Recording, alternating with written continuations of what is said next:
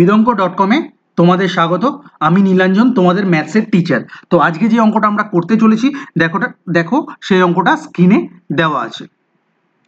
একটি দ্রব্য বিক্রি করে 10% লাভ হলো। যদি ক্রয়মূল্য ও বিক্রয় মূল্যের অনুপাত 10:x হয় তবে x কত?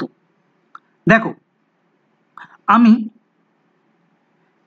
এইসব ধরনের অঙ্কের সবচেয়ে সহজ উপায় হলো যে ক্রয়মূল্য না দেওয়া থাকলে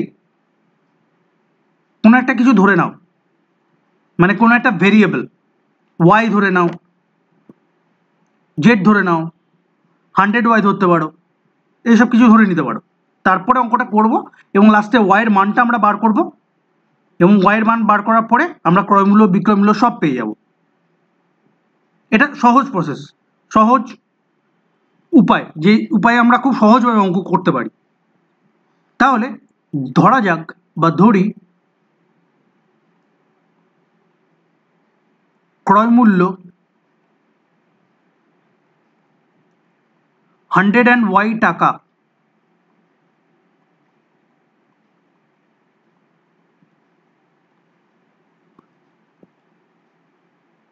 বিক্রয় মূল্য কত হবে?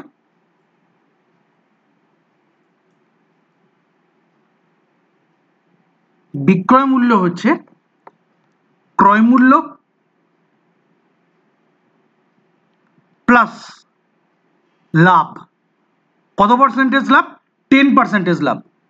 100y ইন্টু 10/100 টাকা। তাহলে 0 কেটে গেল, 0 কেটে গেল, তাহলে আমরা কত পেলাম? 100y প্লাস 10y টাকা। তাহলে এখান থেকে আমরা কত পেলাম? 110y টাকা। এটা হলো আমাদের বিক্রয় মূল্য। এবার বলেছি ক্রয় মূল্য ও বিক্রয় মূল্যের অনুপাত 10:x। তাহলে ক্রয় মূল্য কত হলো? ক্রয় মূল্য হচ্ছে আমাদের 100y, দেখো 100y টাকা যেটা আমরা ধরেছি। বিক্রয় মূল্য কত? ডিভাইডেড বাই বিক্রয় মূল্য কত? 110y। এটা কি? ফ্র্যাকশন ফর্মে, ফ্র্যাকশন ফর্মে ratio 100y divided by 110y। এটা কি হলো? এটা হচ্ছে ক্রয় মূল্য আর বিক্রয় মূল্যের অনুপাত। ইকুয়াল টু দেওয়া আছে দেখো অঙ্কে 10:x, 10:x। এখান থেকে আমাদের x ক্যালকুলেট করতে হবে। দেখো এই y কেটে গেল, এই 0 কেটে গেল, তাহলে আমরা কত পেলাম? দেখো ক্রস মাল্টিপ্লাই করব 10 এর সাথে x, তাহলে 10x ইকুয়াল টু 10 এর সাথে 11, 10 ইন্টু 11।